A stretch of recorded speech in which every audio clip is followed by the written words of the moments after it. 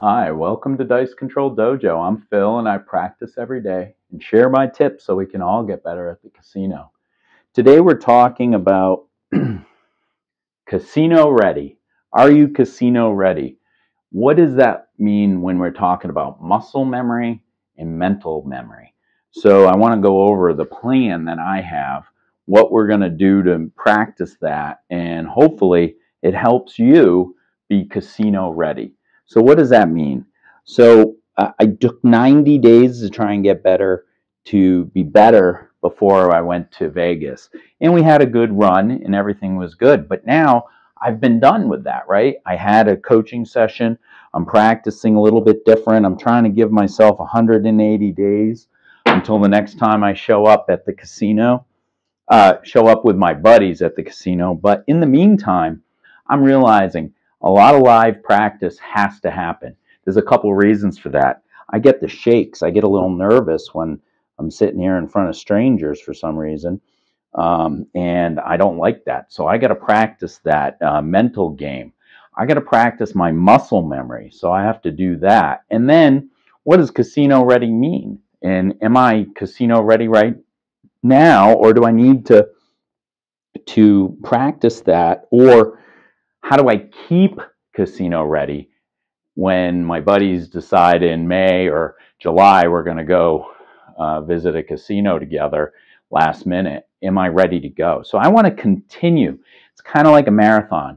I ran those, got ready to go for a marathon, did 90 days of training, got to the marathon and did it. And now it's been a couple weeks and I'm like, what's next? What's next? So I went and took a course and I learned a lot and I'm excited. But I have to also make sure I have a lot of stuff in place right now. I don't have to do super tweaks.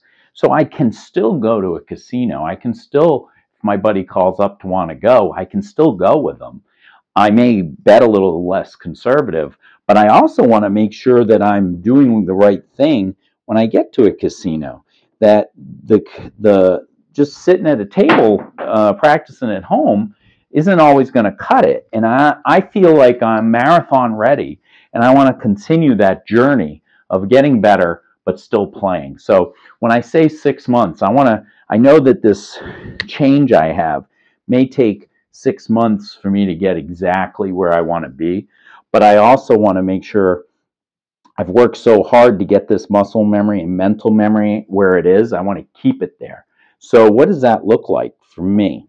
So I'm continuously every day practicing an hour to change this grip that I have a little bit, the turn, and then my set is a little different, and then my swing is a little bit different. It's a back swing moving forward.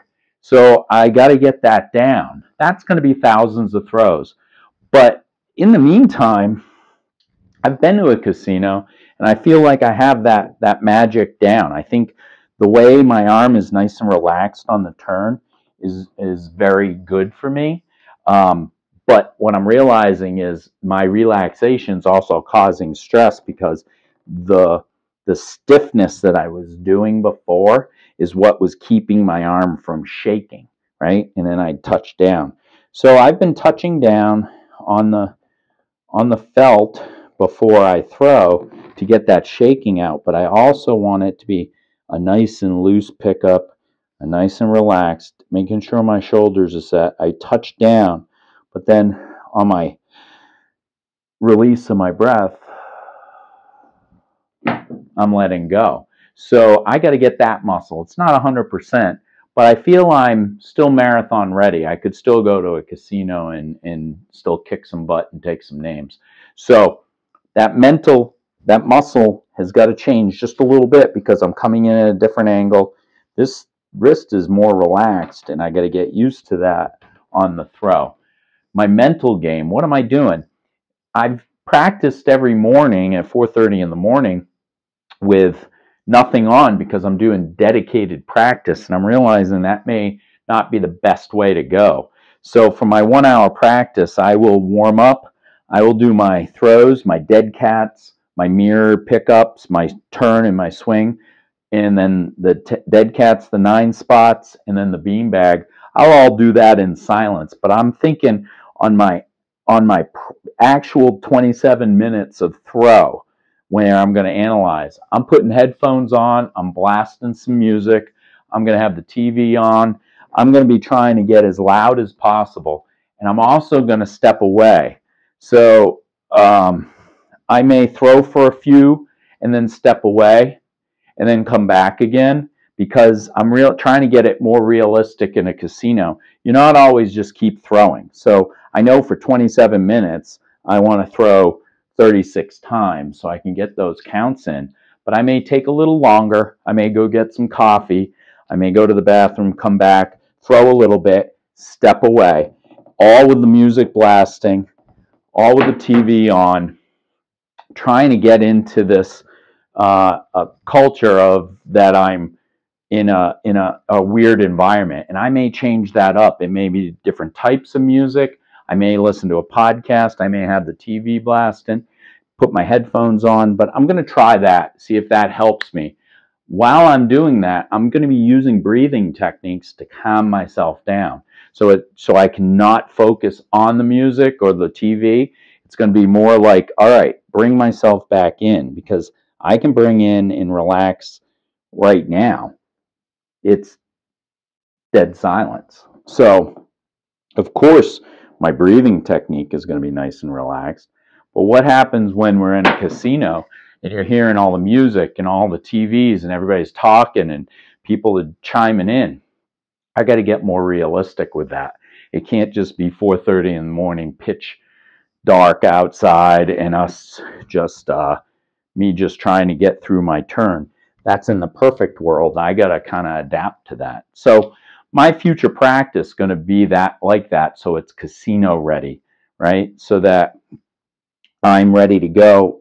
If my friends say, hey, this weekend I'm going to pop in, do you want to go to the casino on Sunday or something? And I'll be like, yeah, I'll go. I'm going to try my throw live.